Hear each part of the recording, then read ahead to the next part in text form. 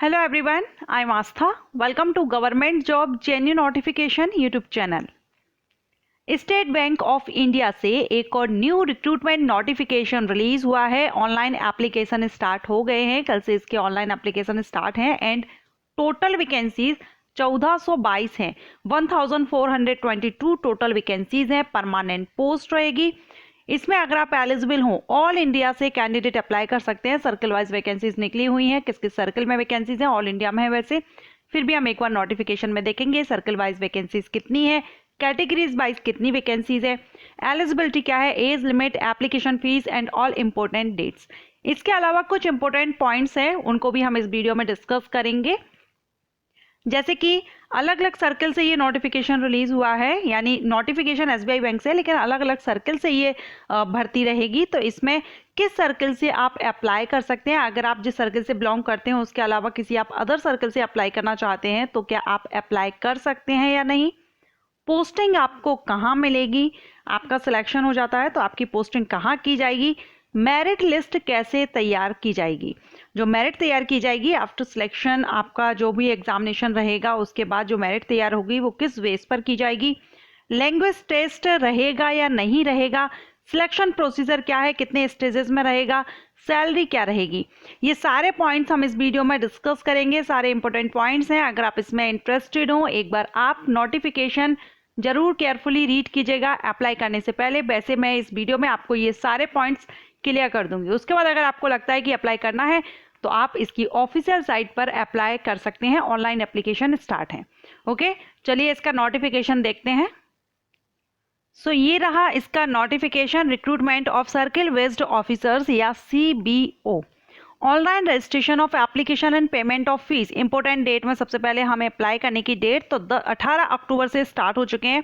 7 नवंबर तक आप इसमें SBI की ऑफिशियल साइट से ही आप इसमें ऑनलाइन अप्लाई कर सकते हैं। Download of call letter for written examination, जो आपका ऑनलाइन टेस्ट होगा उसके लिए आप नवंबर या दिसंबर में कॉल लेटर ऑफिशियल साइट से डाउनलोड कर सकेंगे। अब ये टेंटेटिव है, लेकिन नवंबर दिसंबर में यहाँ पर जो टेंटेटिव मंथ दिया गया है कि आप डाउनलोड कर सकते हैं। ऑनलाइन जो टेस्ट रहेगा आपका 4 दिसंबर 2022 यहाँ पर डेट बताई गई है। आप यहाँ से डाउनलोड कर सकेंगे नवंबर दिसंबर में, और 4 दिसंबर टेंटेटिव डेट यहाँ पर ऑनलाइन टेस्ट की बताई गई है। इसके बाद हम देखेंगे टोटल वैकेंसीज। तो टोटल वैकेंसीज आप देख रहे हैं सर्कल वाइज देखेंगे तो रेगुलर बेसिस जो भर्ती रहेंगी उसमें सर्कल देखेंगे। भोपाल सर्कल यानी मध्य प्रदेश और छत्तीसगढ़ में भोपाल सर्कल में हिंदी लैंग्वेज रहेगा, टोटल वैकेंसी 175 रहेंगी। भुवनेश्वर उड़ीसा में यहाँ पर ओडिया लैंग्वेज रहेगी और टोटल वैकेंसी 175 रहेगी। हैदराबाद यानी तेलंगाना 175 रहेंगी। एंड यहाँ पर उदयपुर में रहेगा राजस्थान में, उदयपुर सर्कल से यहाँ पर टोटल 200 वैकेंसीज हैं। कोलकाता में 175 हैं। महाराष्ट्र सर्कल में 200 हैं। नॉर्थ ईस्टर्न में 300 हैं। इसके अलावा टोटल जो वैकेंसी हुई यहाँ पर वो है 1400 टोटल वैकेंसी रेगुलर बेसिस है। एंड बैकलॉग वैकेंसीज में यहाँ पर 22 वैकेंसीज दी गई हैं। सर्कल वाइज भी आप देख सकते हैं, भोपाल, हैदराबाद, जयपुर एंड महाराष्ट्र। ओके, सो ये यहाँ पर हमने वैकेंसीज देख ली। आप जिस कैटेगरी से बिलोंग करते हैं आप यहाँ पर चेकआउट कर लीजिएगा कि किस कैटेगरी में आपको कितनी वैकेंसीज यहाँ पर रहेंगी। इसके बाद हम बात करें पहले एलिजिबिलिटी क्राइटेरिया, और ये सारे पॉइंट्स क्लियर करते हैं। उसके बाद हम बात करेंगे किस सर्कल से आप अप्लाई कर सकते हैं, किससे नहीं कर सकते हैं, पोस्टिंग कहाँ रहेगी, ये सारे पॉइंट्स। तो एलिजिबिलिटी क्राइटेरिया में यहाँ पर एसेंशियल क्वालिफिकेशन ग्रेजुएशन रिक्वायर्ड रखा गया है। किसी भी डिसिप्लिन में आपने अपना ग्रेजुएशन कंप्लीट कर लिया है आप इसमें अप्लाई कर सकते हैं, या फिर आपने डुअल डिग्री कोर्स किया हुआ है तो भी आप यहाँ पर अप्लाई कर सकते हैं। साथ ही अगर आपने मेडिकल, इंजीनियरिंग या चार्टर्ड अकाउंटेंट का कोर्स भी अगर आपने इसमें भी किया हुआ है तो वो भी यहाँ पर एलिजिबल हैं, अप्लाई कर सकते हैं। ओके, इसके बाद यहाँ पर एज लिमिट देखेंगे तो एज लिमिट आपकी अप्लाई करते हैं तो 21 से 30 साल होनी चाहिए, और ये 30 सितंबर 2022 के बेस पर काउंट की जाएगी। मिनिमम 21 एंड मैक्सिमम 30 ये जनरल कैटेगरीज के कैंडिडेट के लिए। रिजर्व कैटेगरीज के कैंडिडेट को रिलैक्सेशन है। आपका जो बर्थ है वो 30 सितंबर 2001 से 1/10/1992 से लेकर के 30 सितंबर 2001 के बीच आपका बर्थ होना चाहिए, और ये दोनों डेट्स भी इसमें इंक्लूड रहेंगी तो आप इसके लिए अप्लाई कर सकेंगे। एज रिलैक्सेशन SC/ST कैंडिडेट को 5 इयर्स का, OBC non creamy layer candidate को 3 इयर्स का, PWD candidate according to category आपको 15 ईयर, 13 ईयर एंड 10 ईयर का रिलैक्सेशन मिल जाएगा। एक्स सर्विसमैन कैंडिडेट के लिए भी रिलैक्सेशन दिया गया है। सो आप जिस भी कैटेगरी से हैं आप यहाँ पर देख लीजिएगा।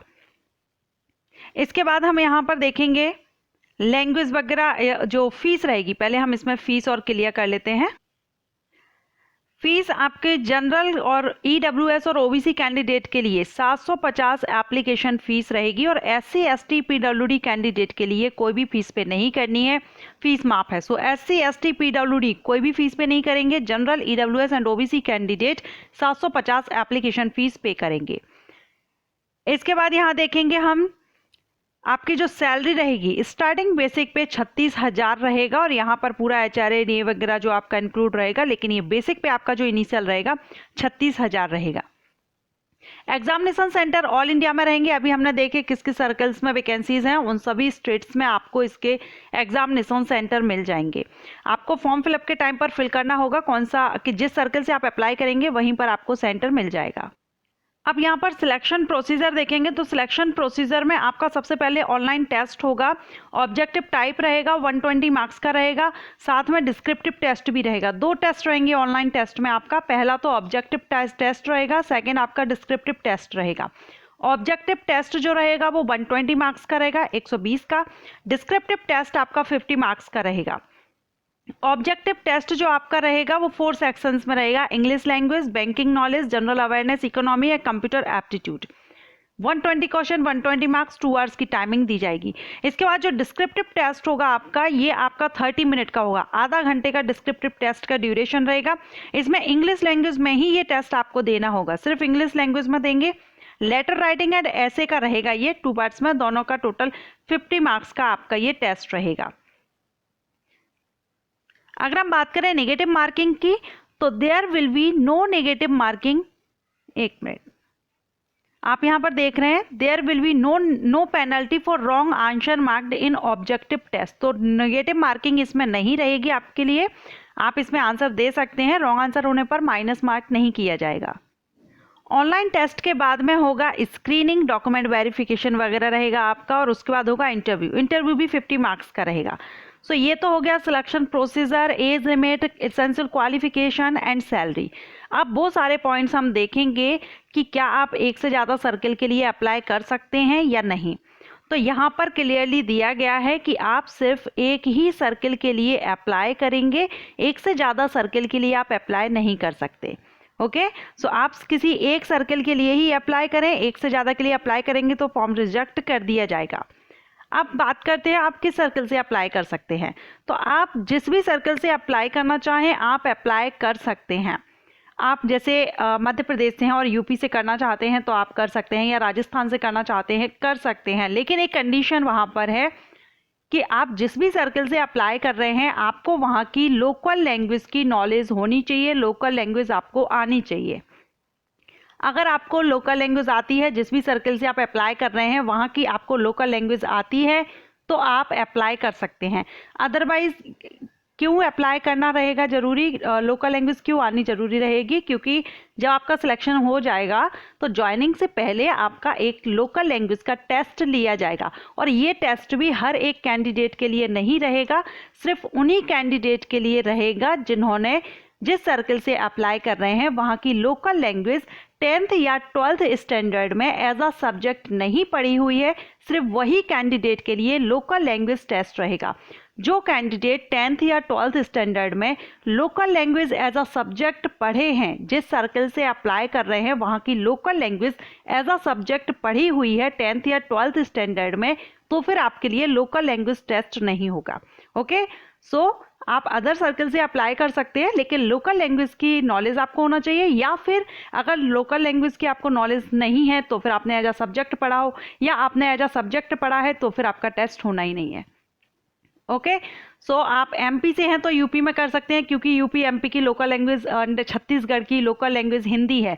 तो आप इसमें आप यूपी से भी कर सकते हैं, एमपी से भी अगर वैकेंसी रहती हैं तो छत्तीसगढ़ से भी आप कर सकते हैं। वैसे एमपी एंड छत्तीसगढ़ का एक ही है, भोपाल सर्कल रखा गया है, सो आप कर सकते हैं। अदर स्टेट से हैं तो वहाँ की लोकल लैंग्वेज डिफरेंट रहेगी, वो आपने एज अ सब्जेक्ट नहीं पढ़ी होगी या फिर आपको उसकी नॉलेज नहीं है, तो फिर आप अप्लाई नहीं करेंगे।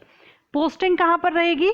तो जिस सर्किल में आप अप्लाई करेंगे, आपकी पोस्टिंग भी स्टार्टिंग जो पोस्टिंग आपकी फर्स्ट पोस्टिंग रहेगी वो आपकी उसी सर्किल में दी जाएगी जिस सर्किल से आपने अप्लाई किया है।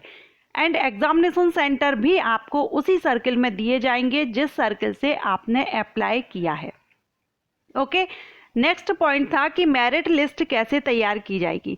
तो मेरिट लिस्ट भी सर्किल वाइज बनेगी, अलग अलग सर्किल की मेरिट लिस्ट अलग अलग एंड कैटेगरी वाइज भी अलग बनेगी। ओके, सो जो मेरिट तैयार की जाएगी वो circle wise and categories wise तैयार की जाएगी। ऑल इंडिया की मेरिट तैयार नहीं की जाएगी, ऑल इंडिया लेवल पर अलग अलग सर्किल की मेरिट तैयार की जाएगी और अलग अलग कैटेगरी के हिसाब से मेरिट तैयार की जाएगी। यहाँ पर आप ये पॉइंट्स देख सकते हैं, यहाँ पर सारे पॉइंट्स क्लियर किए गए हैं, सो आप नोटिफिकेशन में भी रीड आउट कर सकते हैं। ओके, सो ये सारे पॉइंट्स थे, मैंने अभी आपके क्लियर कर दिए हैं। एक और मैं यहाँ पर आपको बताना चाहूँगी, इसेंशियल क्वालिफिकेशन में इसमें ग्रेजुएशन तो रिक्वायर्ड है ही, साथ में यहाँ पर एक्सपीरियंस के बारे में भी बताया गया है। Post essential academic qualification as on 30 सितंबर 2022 तक ये पोस्ट एसेंशियल एकेडमिक क्वालिफिकेशन में रखा गया है। एक्सपीरियंस कम से कम 2 साल का एक्सपीरियंस यहाँ पर रखा गया है। इसमें officer in any scheduled commercial bank में या एनी रीजनल रूरल बैंक में अगर आपके पास एक्सपीरियंस है तो इसमें आप लगा सकते हैं, अप्लाई कर सकते हैं। ओके, सो ये सारे पॉइंट्स मैंने आपके क्लियर किए हैं। आई होप आपको अच्छे से समझ आ गया होगा, और अगर आप इसके लिए एलिजिबल हैं, अप्लाई करना चाहते हैं, एक बार नोटिफिकेशन आप भी रीड कर लीजिएगा। जो SBI की ऑफिशियल साइट पर आपको इसका नोटिफिकेशन मिल जाएगा और अप्लाई करने के लिए लिंक भी मिल जाएगा। ये वीडियो अगर आपको पसंद आया हो तो वीडियो को लाइक कीजिए। Thank you.